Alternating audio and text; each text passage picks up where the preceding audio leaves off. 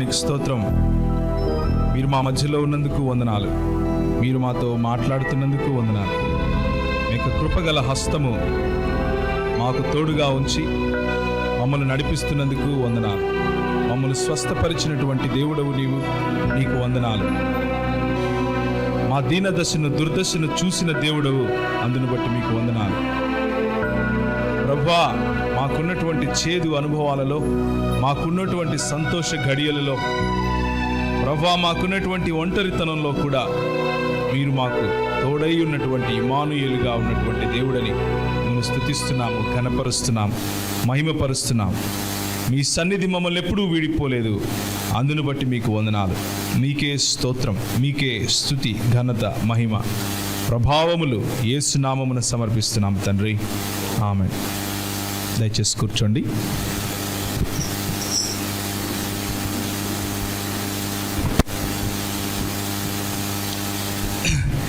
నెల్లూరు పట్టణంలో మీరు మిమ్మల్ని అందరినీ చూడటం మొట్టమొదటిసారి ఈ సంఘంలో దేవుని వాక్య పరిచర్య కోసం ప్రభు మీ మధ్యకి తీసుకురావటం నాకు చాలా సంతోషంగా ఉంది.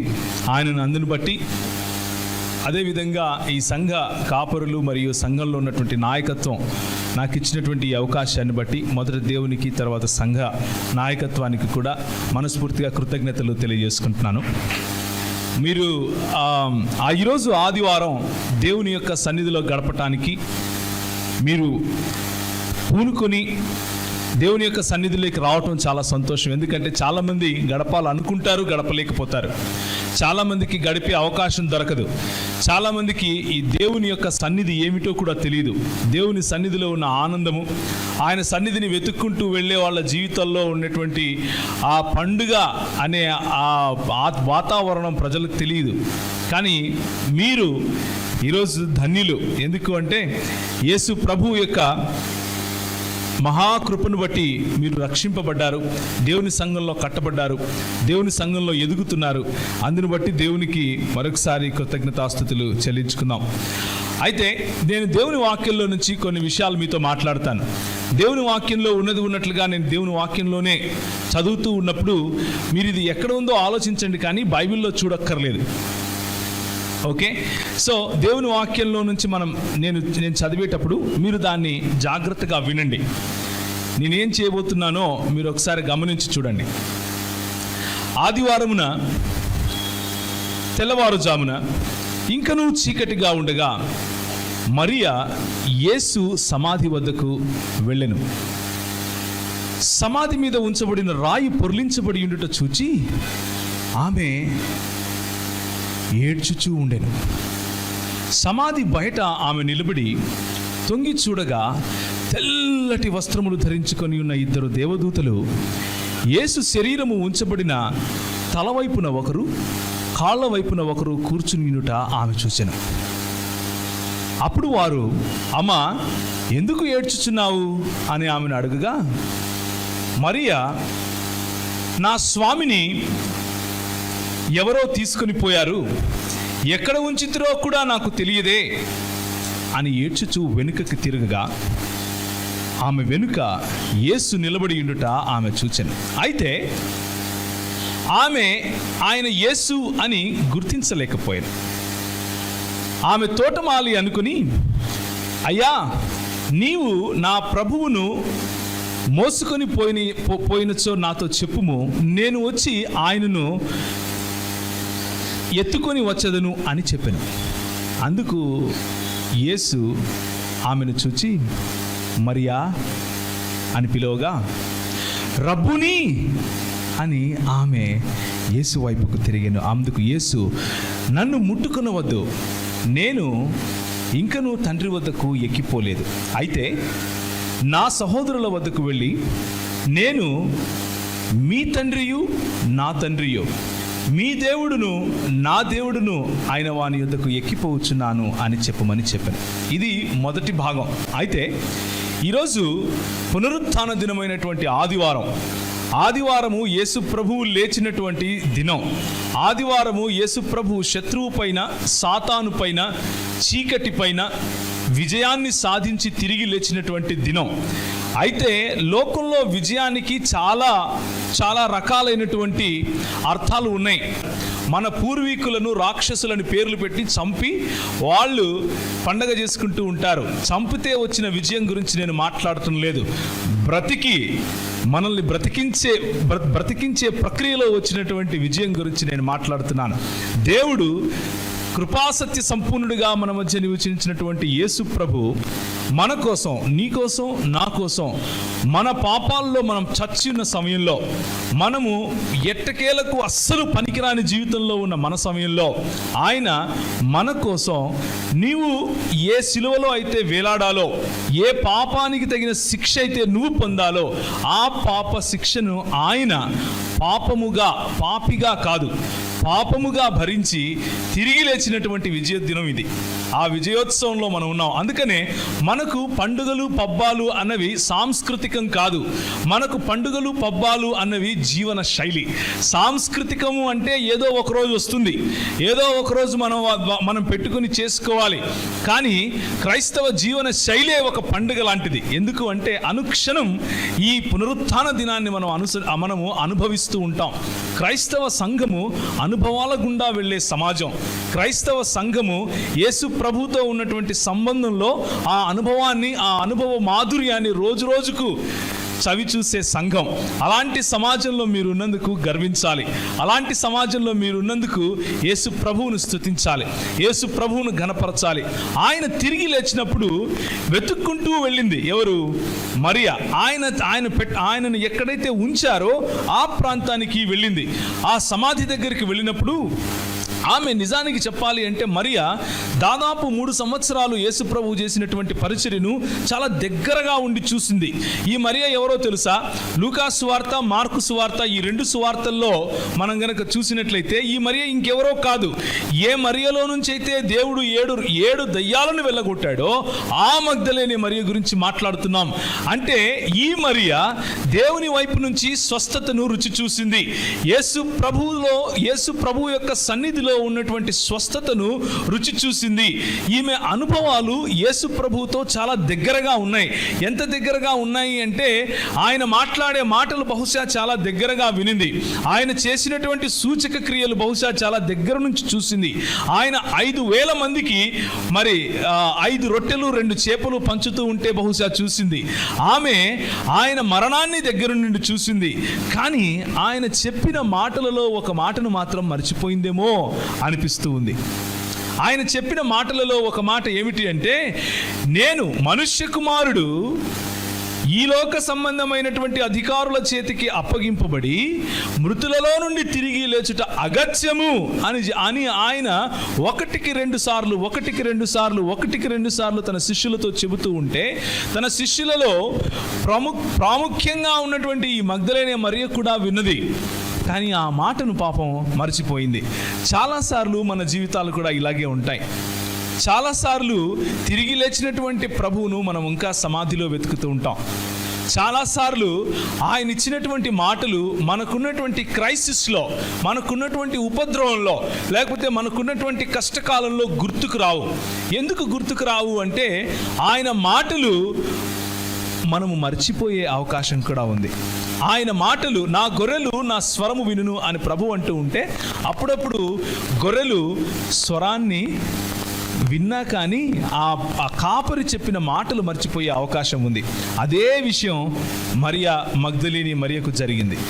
ఆమె నా ప్రభువును నేను కోల్పోయాను అన్న బాధలో, నా ప్రభువు మమ్మల్ని విడిచిపెట్టి వెళ్ళిపోయారు అన్న బాధలో, నా ప్రభువుని నేను చూడాలి అన్న బాధలో, అయ్యో ఇప్పుడు నాకు ఎవరు నాయకుడు, ఈ చిన్న మందకు కాపరి ఎవడు అన్న ఆలోచనలో బహుశా ఉదయాన్నే లేచి ఆమె బయలుదేరింది.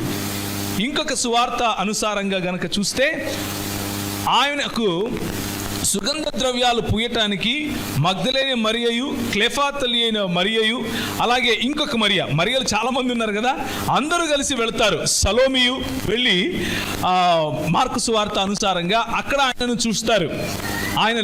ఆయన లేడు అన్న సంగతిని తెలుసుకుంటారు.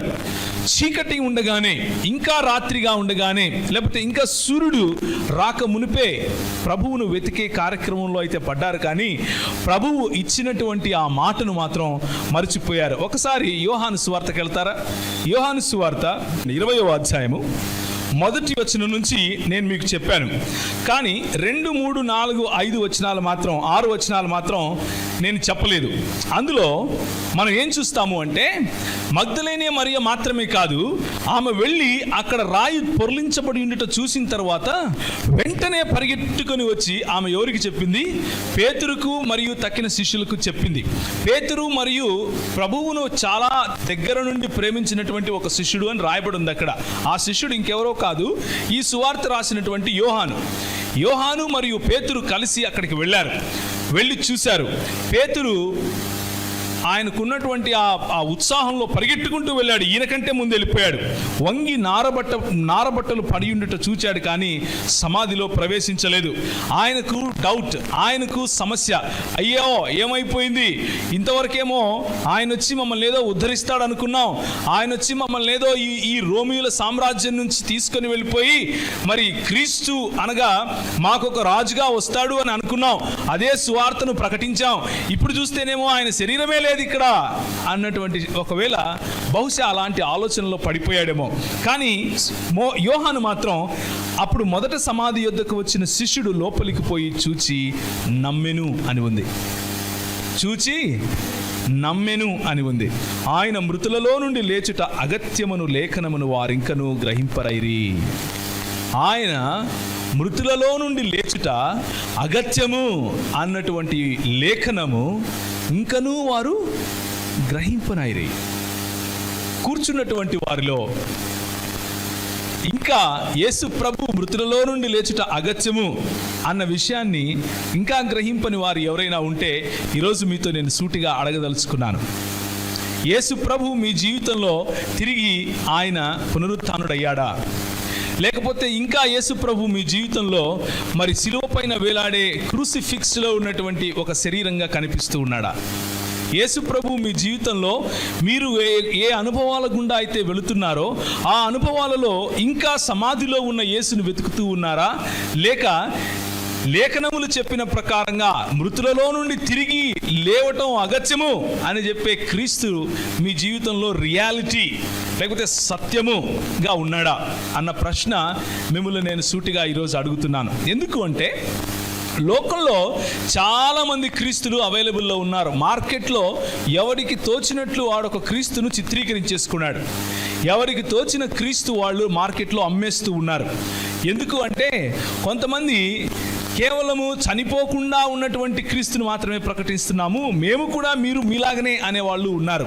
కొంతమంది క్రీస్తు చనిపోయాడు కానీ సిలువ ఎక్కించబడ్డాడు కానీ చనిపోయింది మాత్రం క్రీస్తు కాదు, యేసు మాత్రమే అనేవాళ్ళు ఉన్నారు. అదేంటి యేసు క్రీస్తు వేరా అని అంటే అవును అని అనేవాళ్ళు ఉన్నారు. కొంతమంది క్రీస్తు చనిపోయాడు తిరిగి లేచాడు కానీ ఆయన దేవుడు కాదు, కేవలము ఒక మానవుడు మాత్రమే అనేవాళ్ళు ఉన్నారు. కొంతమంది కాదు ఆయన మానవుడు కానే కాదు, ఆయన సంపూర్ణంగా దేవుడు మాత్రమే అనేవాళ్ళు ఉన్నారు. మీరు నమ్మే క్రీస్తు ఏ క్రీస్తు? మీరు వెదికే క్రీస్తు ఏ క్రీస్తు? లేఖనములు 66 పుస్తకాలు ఉన్నటువంటి బైబిల్ గ్రంథంలో చెప్పబడిన క్రీస్తు సంపూర్ణముగా దేవుని రహస్యముగా చెప్పబడినటువంటి క్రీస్తు, దేవుని జ్ఞానముగా చెప్పబడినటువంటి క్రీస్తు, మృతులలో నుండి అగత్యము ఆయన లేచుట అగత్యము అని చెప్పిన క్రీస్తు. ఏ క్రీస్తు అయితే సత్యమై ఉన్నాడో ఆయన మీ జీవితంలో తిరిగి లేచాడా అన్నదే నా ప్రశ్న. ఆయన తిరిగి లేచినప్పుడు ఆయన మన జీవితాలలో కార్యం చేస్తాడు. ఎలాంటి కార్యాలు చేస్తాడో ముందు మనం చూస్తాం. కానీ మగ్దలేనే మరియా వెతికినట్లుగా మనం వెతుకుతూ ఉంటే మొట్టమొదటిగా మనం అర్థం చేసుకోవాల్సిన విషయం ఏమిటి అంటే ఆసక్తి ఉన్న వారికి ప్రభువు తప్పకుండా దొరుకుతాడు. ఆసక్తి ఉన్న వారికి ఆయన తప్పక తన దర్శనాన్ని చూపిస్తాడు, తప్పక తన ప్రత్యక్షతను చూపిస్తాడు. ఆసక్తి లేకుండా తిరిగే వాళ్ళకి వాళ్ళు సమయాన్ని వృధా చేసుకుంటారే కానీ కేవలము సంఘానికి రావాలి కాబట్టి సాంస్కృతికంగా, లేకపోతే ఏదో చర్చికి వెళ్ళాలి, మా అమ్మ నాన్న వెళ్తున్నారు నేను వెళ్ళాలి, లేకపోతే లేకపోతే మా కుటుంబస్తులు వెళ్తారు నేను వెళ్ళాలి, లేకపోతే మా కులస్తులు వెళ్తారు నేను వెళ్ళాలి, లేకపోతే ఇంకేదో కారణాన్ని బట్టి ఉత్సాహం లేకుండా, ఆశ లేకుండా, యేసును తెలుసుకోవాలి అన్నటువంటి డిజైర్ లేకుండా గనక మనము కేవలం ఒక సామాజిక దృక్పథంతో క్రైస్తవ సంఘంలో ఉంటే మనకంటే దరిద్రమైన బతుకు ఇంకొకటి లేదు. మనం ఆలోచించుకోవాలి. మనకంటే దరిద్రమైన బతుకు ఇంకొకటి లేనే లేదు. ఎందుకు అంటే దుప్పి నీటివాగుల కొరకు ఆశించినట్లు నేను నిన్ను నా ప్రాణము తృష్ణగొనుచున్నది అని ఎవరంటున్నారు? కీర్తనకారుడు దావీదు అంటున్నాడు. అలాంటి హృదయము, అలాంటి యాటిట్యూడ్, అలాంటి వైఖరి ఉన్న వాళ్ళకి ఆయన లభిస్తాడు. ఆయనను మనం కనుగొనగలుగుతాం. ఆయన మన జీవితాలలో తిరిగి ఉదయిస్తాడు. ఆయన మన జీవితాలలో తిరిగి రిజరెక్ట్ అవుతాడు, లేకపోతే పునరుత్థానుడు అవుతాడు. పునరుత్థానుడు అవుతాడు అంటే నా ఉద్దేశం ఏమిటి అంటే, చనిపోయిన మన జీవితాలను, భ్రష్టు పట్టిపోయిన మన జీవితాలను ఆయన తిరిగి తన పునరుత్థానం ద్వారా లేపుతాడు. మన జీవితాలలో ఉజ్జీవాన్ని ఇస్తాడు. ఆ ఉజ్జీవము మనల్ని ఎప్పటికీ విడిచిపోకుండా ఉండే ఉజ్జీవంగా ఉంటుంది. మనం నడవగలుగుతాం, ఆయన స్వరాన్ని వినగలుగుతాం, ఆయనతో మాట్లాడగలుగుతాం, ఆయనతో సంబంధం కలిగి ఉంటాం. ఎప్పుడూ అలా తేట తెల్లగా ఉండే నీళ్ళలాగా మనము అలా ఉండిపోతాం. జీవ జలముల ఊట మన హృదయంలో నుంచి బయటికి ప్రవహిస్తూ ఉంటుంది. జీవ జలముల ఊట మన మాటల్లో కనిపిస్తూ ఉంటుంది. మన సహవాసంలో ప్రజలు జీవ జలముల ఊటను రుచి చూస్తారు. అలాంటి జీవితం కాకుండా ఇంకా మృతులలో నుండి ఆయన లేచుట అగత్యము అన్న విషయాన్ని అర్థం చేసుకోకుండా, ఆయన నా కోసం చనిపోయి తిరిగి లేచాడు అన్నటువంటి అనుభవం గుండా వెళ్లకుండా ఉంటే మనము క్రైస్తవుల లెక్కలోకి రాము అన్న విషయం కూడా గుర్తుంచుకోవాలి. జనాభా లెక్కల్లో క్రైస్తవుడు అని టిక్కు పెట్టచ్చు, కానీ యేసు ప్రభువు దృష్టిలో మనము క్రైస్తవులమేనా, క్రీస్తును పోలి నడిచే వారమేనా అన్న క్వశ్చన్ మార్క్ ఎప్పటికీ మిగిలిపోతుంది మీ హృదయాల్లో అది అలాగే మిగిలిపోతుంది. జాగ్రత్తగా మనల్ని మనం పరిశీలించుకునే సమయం ఇది. ఆదివారం ఉదయం దేవుని సన్నిధిలోకి వచ్చినప్పుడు ఆయన నిజంగా మన జీవితాలలో పునరుత్థానుడు అయ్యాడా అన్న విషయాన్ని మనం అర్థం చేసుకోవాలి, మనము గమనించాలి, అవలోకనం చేసుకోవాలి. అప్పుడు మగ్దలేనే మరియ వచ్చి నేను ప్రభువును చూచి తిని అని మిగిలిన శిష్యులతో చెప్పగా వారు మిగిలిన శిష్యులకు తెలియజేసింది. అప్పుడేమైందంటే ఆదివారము సాయంకాలమున శిష్యులు యూదులకు భయపడి తలుపులు మూసి ఉన్న గదిలో వారు సమావేశం అయ్యారు. వారు సమావేశం అయినప్పుడు యేసు వచ్చి వారి మధ్య నిలిచెను. ఆయన మీకు సమాధానము కలుగునుగాక అని వారితో చెప్పెను. The resurrection of the Lord brings peace in our lives. అంటే యేసు ప్రభువు యొక్క పునరుత్థానము మన జీవితాలలోకి సమాధానం తీసుకుని వస్తుంది. సమాధానం తీసుకుని రావటం అంటే అర్థం ఏమిటి అంటే, సమాధానము అన్న పదానికి లోకంలో చాలా అర్థాలు ఉన్నాయి. సమాధానం అంటే ల్యాక్ ఆఫ్ వైలెన్స్, లేకపోతే అబ్సెన్స్ ఆఫ్ వైలెన్స్ అనుకుంటారు. అంటే కలహాలు లేకపోతే సమాధానంగా ఉన్నట్లు అనుకుంటారు. కానీ యేసు ప్రభువు వాడినటువంటి షలోమ్ అన్న పదము, షలోమ్ అలైకుం అన్న పదం, లేకపోతే ఈరోజు అరబీ భాషలో మాట్లాడుతూ ఉంటారు అస్సలాము అలైకుం అన్న పదము, షలోమ్ అలైకుం అన్న పదము ఒకటే. షలోమ్ అన్న పదానికి ఈరోజు లోకంలో వాడే సలాం అన్న పదానికి ఉన్న తేడా చెప్తాను వినండి. షలోమ్,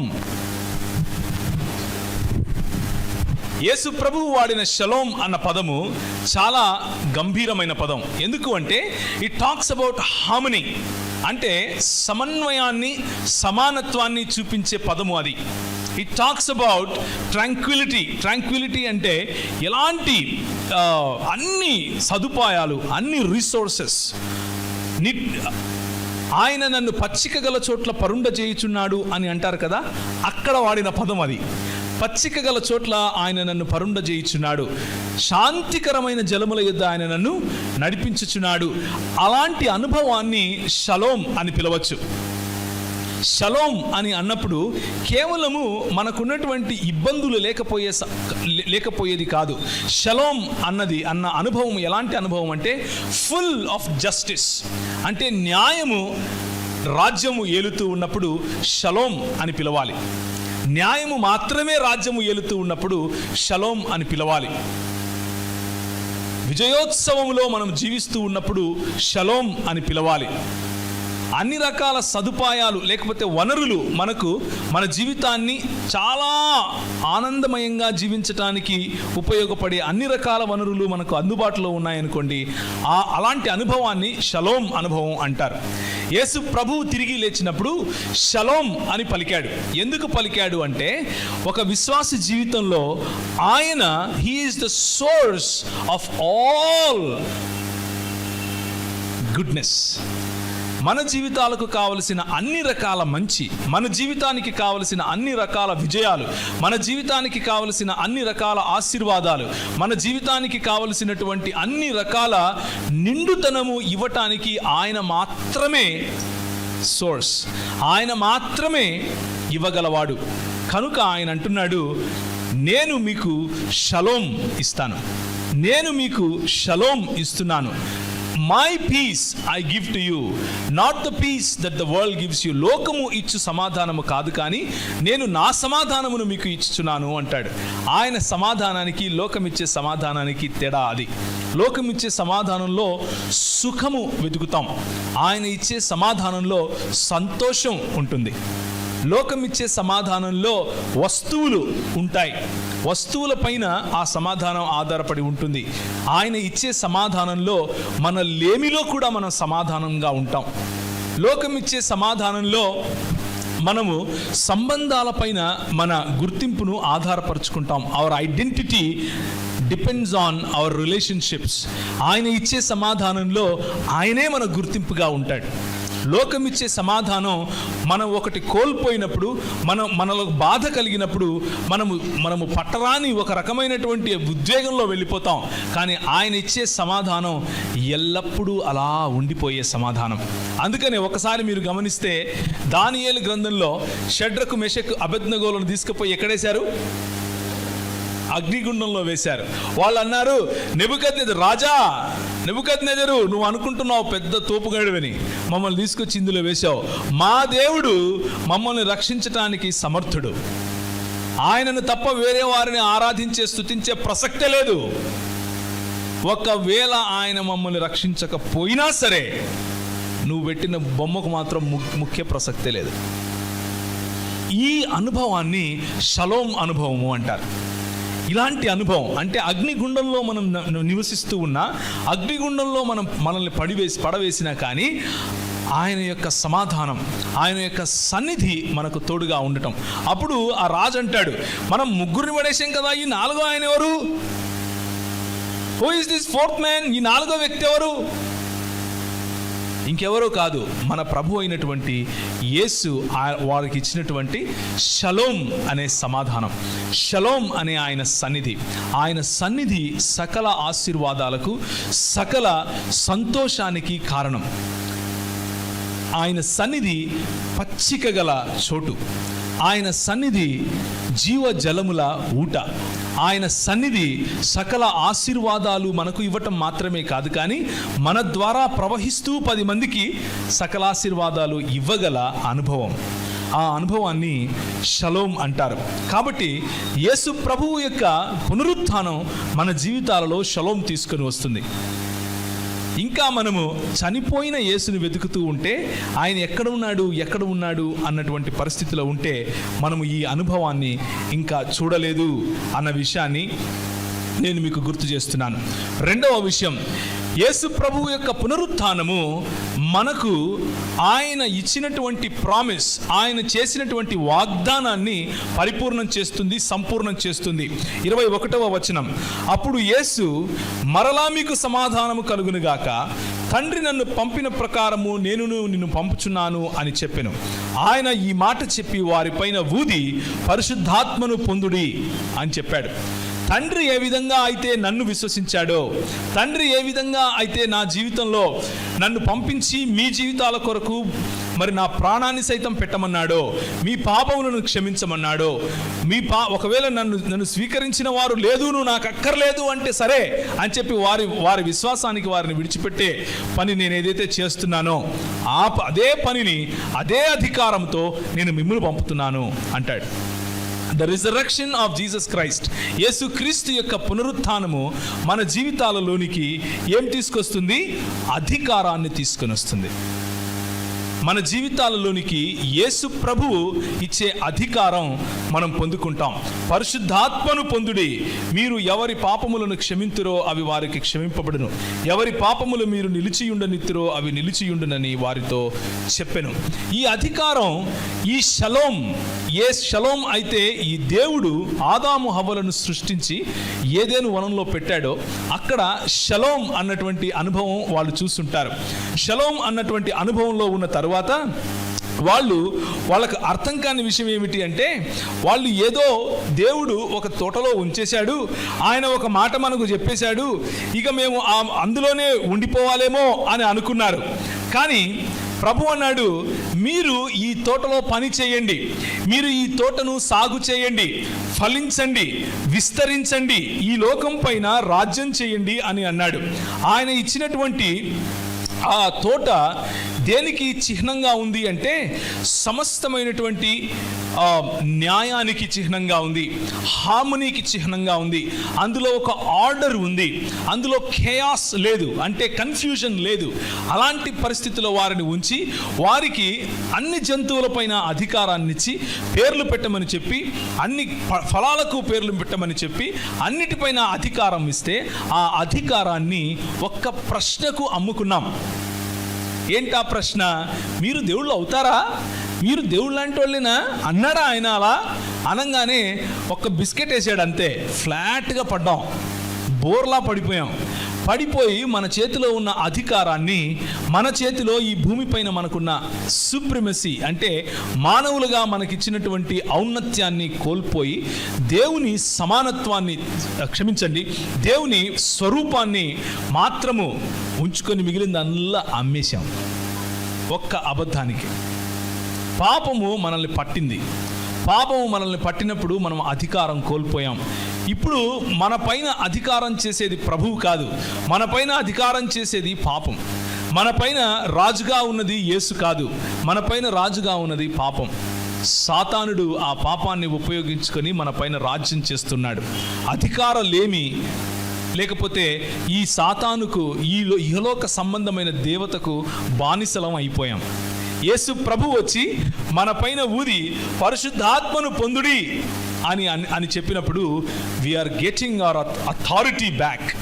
మనము ఆ అధికారాన్ని తిరిగి సంపాదించుకుంటున్నాం, మనము కోల్పోయిన అధికారాన్ని తీసుకుంటున్నాం. ఇప్పుడు నా దేవుడు నువ్వు కాదు, నా ప్రభువు పాపము కాదు, నా ప్రభువు దేవుడే, నా ప్రభువు యేసే అని ప్రకటించడాన్నే సువార్త ప్రకటించడం అంటారు. సువార్త చెప్పరు, ప్రకటిస్తారు. అర్థం ఏంటి అంటే, నువ్వు ఒక ఇంట్లో రాజు పుట్టాడనుకోండి, ఒక ఇంట్లో కొడుకు పుట్టాడనుకోండి, రాజు ఇంట్లో, కైసరు ఇంట్లో కొడుకు పుడితే కైసరు దండోరా వేయిస్తాడు, అందరికీ చెప్పిస్తాడు, ఇప్పుడు మీకు ఒక యువరాజు పుట్టాడు, లేకపోతే రాజు, మీకు కాబోయే రాజు పుట్టాడు, ఇప్పుడు మీరు ఆయన ప్రభుత్వం క్రిందికి రాబోతున్నారు అని ఏ దండోరా అయితే వేయిస్తాడో దాన్నే సువార్త, ఇవాంజెలియోన్ అని పిలిచారు వాళ్ళ భాషలో. అంటే రోమీయులు వాడినటువంటి రోమా భాష, లేకపోతే అప్పుడు లాటిన్ వాడారు, ఆ భాషలో గ్రీకు మరియు లాటిన్లు వాడారు.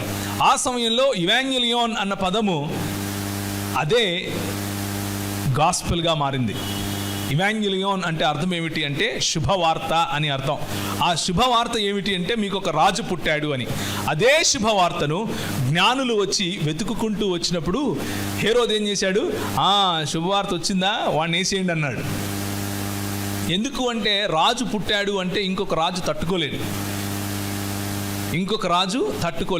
ఈరోజు మనం ప్రకటిస్తున్నటువంటి సువార్త ఏమిటి అంటే, యేసు క్రీస్తు లోకమునకు రాజయున్నాడు. Jesus Christ is the Lord of all. యేసు క్రీస్తు అందరికీ ప్రభువు. ఈ మాట ప్రకటించడాన్ని సువార్త ప్రకటించడం అంటాం. యేసు క్రీస్తు మన జీవితాలకు ప్రభువు అవ్వాలి అంటే, మనం పోగొట్టుకున్న అధికారాన్ని మనం తిరిగి సంపాదించాలి అంటే, మనం పోగొట్టుకున్నటువంటి షలోం తిరిగి మనల్ని సంపాదించుకోవాలి అంటే, ఆయన వాక్యానుసారముగా మొట్టమొదటిసారిగా మనం అర్థం చేసుకోవాల్సిన విషయం ఏమిటి అంటే, ఆయన మన జీవితాలలో తిరిగి లేవాలి. ఆయన మన జీవితాలలో పునరుత్థానం చెందాలి. ఆయన మాట, నేను మృతులలో నుండి లేచుట అగత్యము అని ఆయన చెప్పిన మాటను మనం విస్మరించటానికి వీలు లేదు. అలా విస్మరించకుండా ప్రభు మనకిచ్చినటువంటి మాటను గనక జ్ఞాపకం చేసుకుని ఆయన షలోంను, ఆయన అధికారాన్ని వెనక్కి తీసుకుంటే, ఆయన అంటాడు, ఆయన మనపై ఊది పరిశుద్ధాత్మను పొందుడి, మీరు ఎవరి పాపములను క్షమిస్తారో వారి పాపములు క్షమించబడతాయి అంటున్నాడు. అంటే మనల్ని దేవుళ్ళం అయిపోతామని కాదు. మనం వెళ్ళిపోయి నిన్ను ఓకే నీకు ఇచ్చేసాను అదేదో ఆ కాలంలో పోపు ఫర్గివ్నెస్ సర్టిఫికేట్లు అమ్ముకున్నాడంట. అలాంటిది అని కాదు. మీరు ఎవరి పాపములు క్షమిస్తారో వారి పాపములు క్షమింపబడతాయంటే అర్థం ఏమిటి అంటే, మీరు ఈయన రాజ్యాన్ని ప్రకటించినప్పుడు, యేసు అనే రక్షకుడు వచ్చేశాడు అని ప్రకటించినప్పుడు, యేసు అనే రాజు పుట్టాడు అని ప్రకటించినప్పుడు, ఇప్పుడు ఆయన మన అధికారాన్ని మనకు వెనక్కి ఇవ్వబోతున్నాడు అని ప్రకటించినప్పుడు, ఎవరైతే ఆ రక్షణ సువార్తను అంగీకరించి మీకు తోడుగా నిలబడతారో, ఎవరైతే మీరు ప్రకటించిన రాజ్యంలో భాగస్వాములు అవుతారో, వారి పాపములు క్షమించబడినట్లు.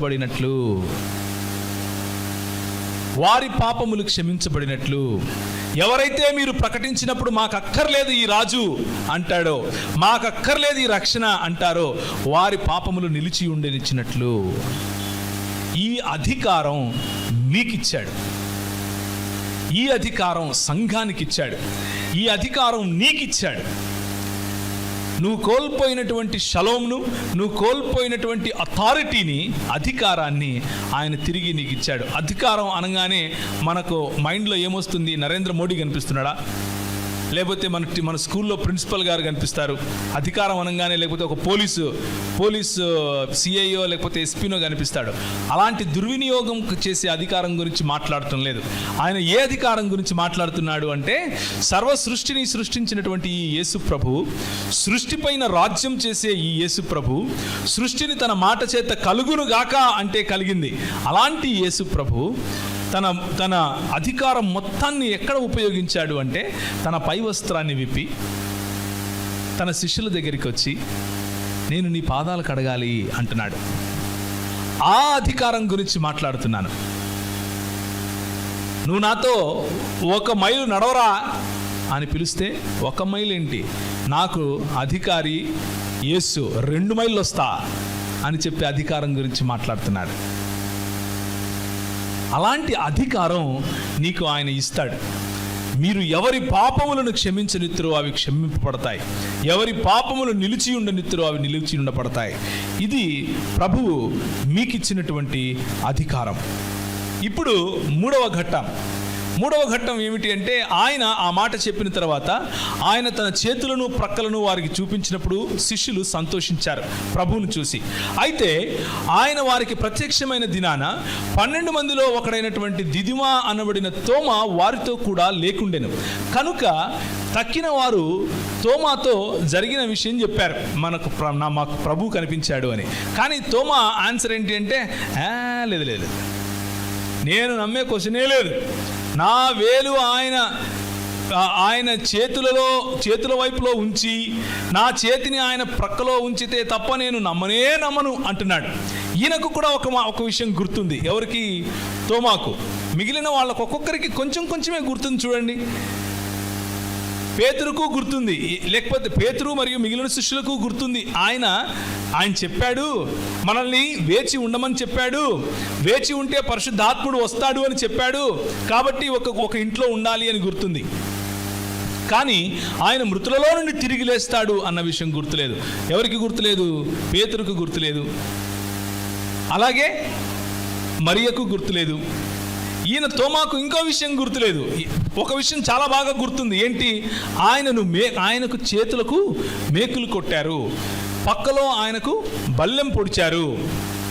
ఈ 2 విషయాలు మాత్రం బాగా గుర్తున్నాయి. కాబట్టి అక్కడ నా వేలు పెడితే తప్ప నేను ఆయన్ను నమ్మే క్వశ్చనే లేదు అంటున్నాడు. చాలాసార్లు మనం ఏమనుకుంటాము అంటే ఇలాంటి డౌటింగ్ థామసెస్ లేకపోతే అనుమానించే తోమాలు మనకు అక్కర్లేదు అనుకుంటాం. అనుమానించే తోమాలు సరిగ్గా మనకంత ప్రభువు అలాంటి వారిని తన దగ్గరికి తీసుకోడు అనుకుంటాం. కానీ అది తప్పు. ఈయన అనుమానించే తోమా కాదు. ఈయన ఏం తోమా అంటే నిజాన్ని పరీక్షించి తెలుసుకునే తోమా. It is a verified truth or verified faith. విశ్వాసాన్ని పరీక్షించి తెలుసుకునే తోమా. ఈ తోమా ఎవరు అంటే యేసు ప్రభువును చంపాలి అని చూస్తూ ఉన్న సమయంలో యేసు ప్రభువు లాజరు చనిపోయి ఉండగా అక్కడికి వెళ్ళాలి అని వెళుతూ ఉంటే ఈయన అన్నాడు, let us go with him so that we die అన్నాడు. మనము కూడా ఆయనతో పాటు వెళ్ళి చనిపోదాం పదండి అంటున్నాడు. అలాంటి తోమా ఈయన. కానీ ఆయనకు కొన్ని ఆనవాళ్ళు కావాలి, కొన్ని రుజువులు కావాలి. ఆ రుజువులు చూసిన తర్వాతే ఆయన నమ్ముతాడు. అలాంటి పరిస్థితిలో ఉన్న రోమాకు 8 దినములైన తర్వాత శిష్యులు మరలా లోపల ఉన్నప్పుడు తోమా వారితో కూడా ఉండెను. తలుపులు మూయబడి ఉండగా ప్రభువు వారి మధ్య ప్రత్యక్షమై మీకు సమాధానము కలుగునుగాక అని చెప్పాను. మళ్ళీ వచ్చారు ప్రభు. ఎవరి కోసం? For this one doubting Thomas. మన ప్రభువుకు ఉన్నటువంటి గొప్పతనం ఏమిటి అంటే నీవు నీ విశ్వాసాన్ని పరీక్షించుకోవటానికి, నీ విశ్వాసానికి కావలసిన రుజువులు కనుక నువ్వు చూడాలి అని అనుకుంటే ఆయన తన ప్రత్యక్షతను మాటిమాటికి ఇచ్చే దేవుడు. దేవునికి స్తోత్రం, హల్లెలూయా.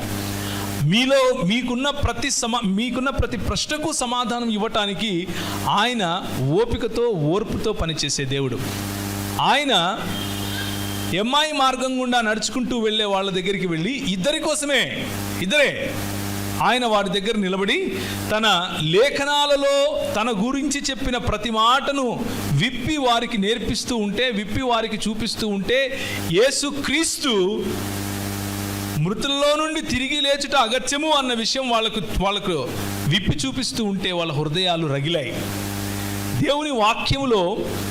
దేవుని వాక్యములో ఆ విధంగా నాటుకుపోవటం, కూరుకుపోవటం, మన వేళ్ళు అలా పాకుకొని పోవటం, ఇది ప్రభు ఆశించే, మన జీవితాల్లో నుంచి ప్రభు ఆశించే పద్ధతి. ఇదే ప్రభు మరి తోమా జీవితంలో కూడా చూడాలి అనుకున్నటువంటి మాట. ఆయన అప్పుడు ఆ సమాధానం కలుగునుగా కన్న తర్వాత తోమాను చూచి, వేలు చాచి నా చేతులు చూడుము, నీ చెయ్యి నా ప్రక్కలో ఉంచుము, అవిశ్వాసివి కాక విశ్వాసివి అవ్వుము, విశ్వాసివై ఉండుము అని చెప్తున్నాడు. అవిశ్వాసివి కాక విశ్వాసివై ఉండుము. ద థర్డ్ థింగ్, మూడవ విషయము, the resurrection of Jesus Christ brings faith in our life. యేసు ప్రభువు యొక్క పునరుత్థానము మన జీవితాలలో అవిశ్వాసాన్ని తీసేసి విశ్వాసాన్ని సమకూరుస్తుంది. యేసు ప్రభువు యొక్క పునరుత్థానము మన జీవితాలలో అవిశ్వాసాన్ని తొలగించి విశ్వాసాన్ని ఉంచుతుంది. అందుకు తోమా అలా జరిగిన తర్వాత తోమా అంటాడు, నా దేవా, నా ప్రభువా.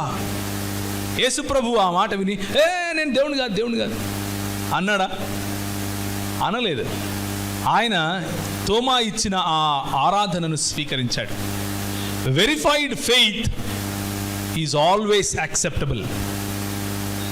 అంటే పరీక్షించి తెలుసుకున్నటువంటి నీ విశ్వాసం, పరీక్షించి వేళ్ళూరినటువంటి నీ విశ్వాసం ఎప్పుడూ ప్రభు తృణీకరించడు. ఎప్పుడూ అలాంటి ఆరాధనను తృణీకరించడు, దాన్ని స్వీకరిస్తాడు. కాబట్టి ఈరోజు ఉదయకాల సమయంలో నేను మిమ్మల్ని ఆహ్వానిస్తున్నాను. దేనికి ఆహ్వానిస్తున్నాను అంటే to a complete discipleship towards Jesus Christ. యేసు క్రీస్తు వెనుక సంపూర్ణమైన శిష్యత్వంలోకి ఆహ్వానిస్తున్నాను.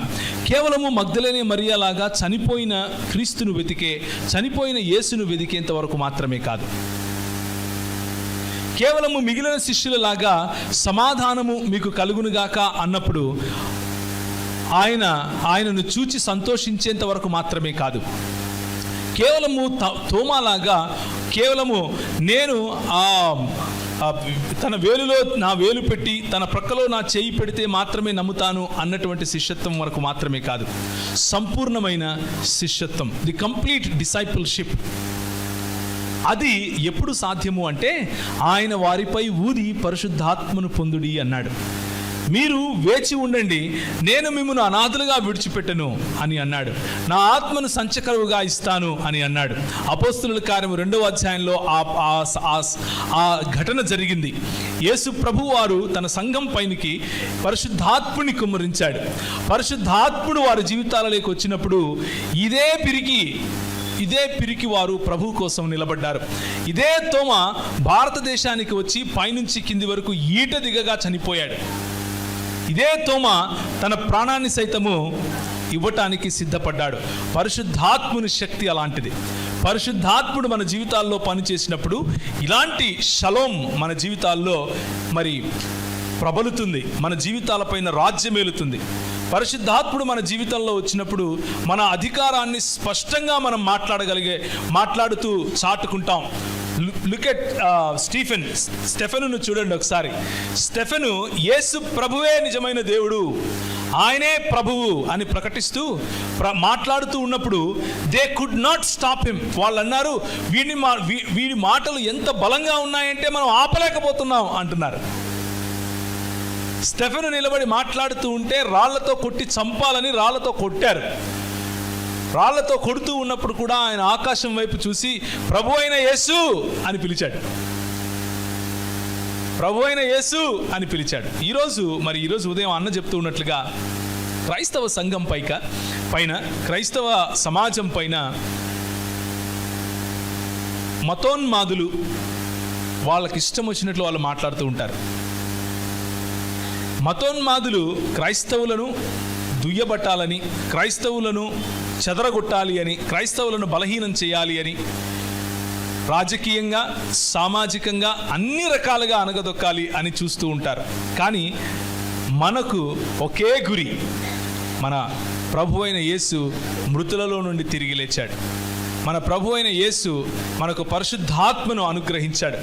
మన ప్రభు అయిన యేసు ఇచ్చినటువంటి ఆ పరిశుద్ధాత్ముడు, తండ్రి కుమార పరిశుద్ధాత్ములుగా తను తాను ప్రకటించుకున్నటువంటి దేవుడు మనకు తోడై ఉండగా మనకు విరోధి ఎవడు? రోమీయులకు రాసిన పత్రిక 8వ అధ్యాయంలో మనం ఈ మాట చూస్తాం. ఏం చూస్తాం? If God is with us, who can be against us? దేవుడు మనకు తోడై ఉండగా మనకు విరోధి ఎవడు విరోధి? ఈ ఆనంద, ఆ ఆనంద, ఆ పరమానంద జాంతానే. దేవుడు మనకు తోడై ఉండగా ఈ ఆనందాలు ఏమీ చేయలేరు. దేవుడు మనకు తోడై ఉండగా కోట్లేసుకొని గడ్డాలు పెట్టుకుని వచ్చేవాళ్ళు మనల్ని ఏమీ చేయలేరు. దేవుడు మనకు తోడై ఉండగా మతోన్మాదులు మనల్ని కదపలేరు. దేవుడు మనకు తోడై ఉండగా షలోం మనతో ఉంటుంది. దేవుడు మనకు తోడై ఉండగా న్యాయము మనకు తోడై ఉంటుంది. దేవుడు మనకు తోడై ఉండగా కనికరాన్ని ప్రేమించే హృదయము మనకు ఆయన ఇస్తాడు. దేవుడు మనకు తోడై ఉండగా ఆదివారము, సోమవారము, మంగళవారము అన్న తేడా లేకుండా ఏ రోజైనా సరే ఆయన పునరుత్థానము అనే ఒక అనుభవంలో, ఒక ఉత్సవంలో జీవించే జీవన శైలి కలిగి ఉంటాం. అంతేగాని ఏదో ఒకరోజు ముహూర్తం పెట్టుకుని పండగలు చేసుకుని రొట్టెలు చేసుకుని వెళ్ళిపోయే సమాజం కాదు మనం. మన జీవితమే ఒక పండుగ. అలాంటి పండుగను ప్రభు మనకిస్తాడు. Jesus brings peace to the disciples. He breathes Holy Spirit on them. యేసు ప్రభు ఇచ్చినటువంటి, లేకపోతే మనకు యేసు ప్రభువును మృతుల్లో నుండి లేపినటువంటి పరిశుద్ధాత్ముడు మనకు తోడుగా లేకపోతే మనము ఏ క్రైస్తవం అయితే చాటుతున్నామో అది కేవలము గుడ్డు పైపొర లాంటిది. పైకి చూస్తే గట్టిగా ఉంటుంది, అలా అంటే లొట్ట లోపల ఏమీ ఉండదు. పరిశుద్ధాత్ముడు లేని పరిచర్య అలాగే ఉంటుంది. పరిశుద్ధాత్ముడు లేని క్రైస్తవ జీవితం కూడా అలాగే ఉంటుంది.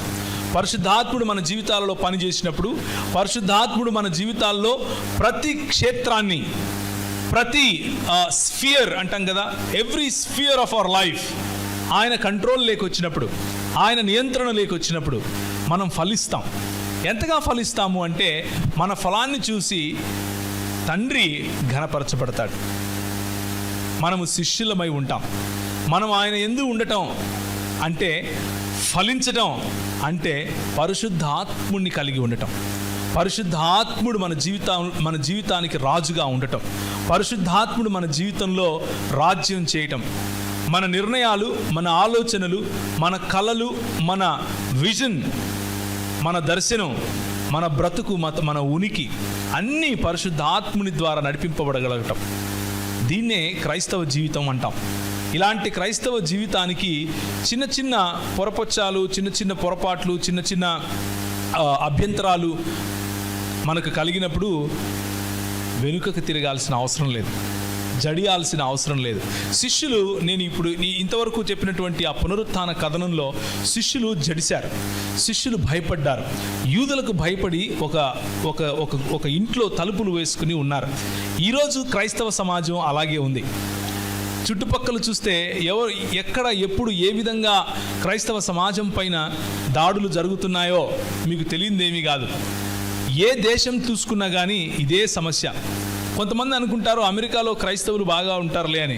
కాదు, భారతదేశంలో ఏ విధంగా అయితే క్రైస్తవుల పైన దాడులు జరుగుతూ ఉన్నాయో, క్రైస్తవులను అణగదొక్కే ప్రయత్నం చేస్తూ ఉన్నారో, అమెరికాలో కూడా అంతే, లండన్లో అంతే, అంటే ఇంగ్లాండ్ దేశంలో, యూరప్ దేశాలన్నింటిలో అంతే. ఇది మనకు కొత్త కాదు. ఎందుకు అంటే మన ప్రభు ముందే చెప్పాడు. అయితే మనకు అధికారాన్ని ఇచ్చి చెప్పాడు. ఏమని అధికారం ఇచ్చాడు? మీరు ఎవరి పాపములను క్షమింతురో వారి పాపములు క్షమించబడతాయి, మీరు ఎవరి పాపములు నిలిచి ఉండనిత్తురో వారి పాపములు నిలిచి ఉంటాయి. మన పని ఏమిటి? ఆదివారము ఈ బల్లలో పాల్గొంటూ ఉన్నప్పుడు, బల్లలో చేయి వేసేటప్పుడు మనం ఏం ప్రకటిస్తున్నాం? ఆయన తిరిగి రానయ్యున్నాడు, ఆయన ప్రభువు, ఆయన మరణ పునరుత్థానాలను ప్రకటిస్తూ ఉండడం కోసమే ఈ బల్లను మనం జ్ఞాపకం చేసుకుంటూ ఉంటాం. ఆయన తిరిగి లేచినప్పుడు మనం ఏం గుర్తు చేసుకుంటూ ఉన్నాము అంటే, సార్వత్రిక క్రైస్తవ సంఘంలో ఆయన ఈ రోజుకు కూడా అంతే సక్రియంగా ఉన్నాడు.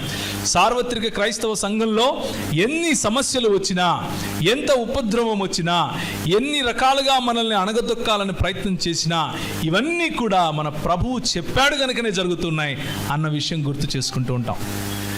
మనం ఏం గుర్తు చేసుకుంటాం బల్లలో చేయి వేస్తున్నప్పుడు అంటే, ఆయన మన పట్ల చూపించినటువంటి ప్రేమను గుర్తు చేసుకుంటూ ఉంటాం. ఆయన మనకు తిరిగి సంపాదించి పెట్టినటువంటి అధికారాన్ని గుర్తు చేసుకుంటూ ఉంటాం. ఆయన మనకిచ్చినటువంటి షలోం అనే సమాధానాన్ని గుర్తు చేసుకుంటూ ఉంటాం. ఈరోజు ఉదయం నేను మిమ్మల్ని ప్రోత్సహించాలనుకుంటున్నాను. ఒకవేళ మీ ఇండివిజువల్ లైఫ్స్లో, మీ సొంత జీవితాల్లో ఒకవేళ ఏదైనా ఇలాంటి గందరగోళం గుండా మీరు వెళ్తూ ఉంటే, అది ఆర్థిక గందరగోళం కావచ్చు, సామాజికంగా మీరు ఎదుర్కొంటున్నటువంటి సమస్య కావచ్చు, లేకపోతే మీ శరీరంలో స్వస్థత కోసం మీరు పెనుగులాడుతూ ఉన్నటువంటి సమస్య కావచ్చు, మీకు ఎలాంటి సమస్య ఉన్నా, మీరు ఎలాంటి పరిస్థితుల గుండా వెళుతూ ఉన్నా, ఒక్కటి మాత్రం ఖచ్చితం, ఖాయం. అదేమిటి అంటే, ప్రభు అయిన యేసు షలోం మనకిచ్చాడు. ప్రభు అయిన యేసు మనకు అపవాది పైన విజయాన్ని ఇచ్చాడు. ప్రభు అయిన యేసు మనకు తన సన్నిధిని ఇచ్చాడు. ప్రభు అయిన యేసు మనకు అధికారాన్ని ఇచ్చాడు. ఆ అధికారం, ఆ ప్రసన్నత, ఆయన సన్నిధి, ఆ షలోం మన జీవితాల నుంచి ఎవరూ దొంగిలించలేరు. Nobody can snatch you out of my hand అన్నారు ఆయన. ఎవరునూ మిమ్మల్ని నా చేతిలో నుంచి దొంగిలించలేడు అని అన్నారు. నేను మంచి కాపరిని అని అన్నాడు. అలాంటి కాపరి మనల్ని పచ్చిక గల చోట్ల, జీవజలములు ప్రవహించే చోట ఆయన మనల్ని ఉంచుతూ ఉన్నాడు. మనకున్నటువంటి కష్టకాలంలో కూడా, మనకున్నటువంటి సమస్యల్లో కూడా, మనకున్నటువంటి బలహీనతల్లో కూడా ఆయనే ప్రభువు అయి ఉన్నాడు. ఆయన షలోం, ఆయన సన్నిధి మనల్ని విడిచిపోకుండా ఉంది. దాన్ని బట్టి మనం అది గుర్తు చేసుకుంటూ మనం బలలో పాల్గొనాలి. అది గుర్తు చేసుకుంటూ ప్రభువును ఆరాధించాలి. ఆదివారం మనం వచ్చినప్పుడు ఇదేదో ఒక క్లబ్బో లేకపోతే ఒక సోషల్ గ్యాదరింగో కాదు. ఇది కేవలం ఒకరినొకరిని చూసుకుని అక్క బాగున్నావా, అన్న బాగున్నావా, చీర బాగుందే, ఏడగొన్నావా ప్యాంటు, ఇది కాదు. మనం ఎందుకు వచ్చాము అంటే ఆయన్ను జ్ఞాపకం చేసుకోవటానికి, ఆయన్ను గుర్తించటానికి, ఆయన మనకు తిరిగి అధికారాన్ని ఇచ్చినటువంటి ఆ కార్యాన్ని గుర్తుంచుకోవటానికి, మన బూడిదకు ప్రతిగా పూదండను ఇచ్చాడు కదా, ఆ సువాసనలో జీవించటానికి, మనము దేవుడు వెదజల్లినటువంటి సువాసనలుగా జీవించే ఆ విజయోత్సవము అన్న విషయం, అంటే మన జీవితం అలాంటి విజయోత్సవము అని గుర్తు చేసుకోవటానికి వస్తాం. కాబట్టి ఎలాంటి కలకలం మీ హృదయంలో లేకుండా, ఎలాంటి ఆలోచనలు, రెండవ ఆలోచనలు మీ హృదయంలో లేకుండా దేవుని వైపు చూస్తూ, దేవుణ్ణి స్తుతిస్తూ, దేవుణ్ణి ఆరాధిస్తూ మన జీవితాలు గడిపేందుకు ఆయన మనకు ఒక మంచి అవకాశం ఇచ్చాడు అని ఆయన స్తుతించాలి. మనలో మన విశ్వాసాన్ని తిరిగి ఒకసారి బేరీజు వేసుకుని తోమాలాగా మనము మన విశ్వాసాన్ని పరీక్షించుకున్నా సరే అందులో స్థిరంగా ఉండగలిగే వాళ్ళమై ఉండాలి. అందులో స్థిరంగా జీవించే వాళ్ళమై ఉండాలి.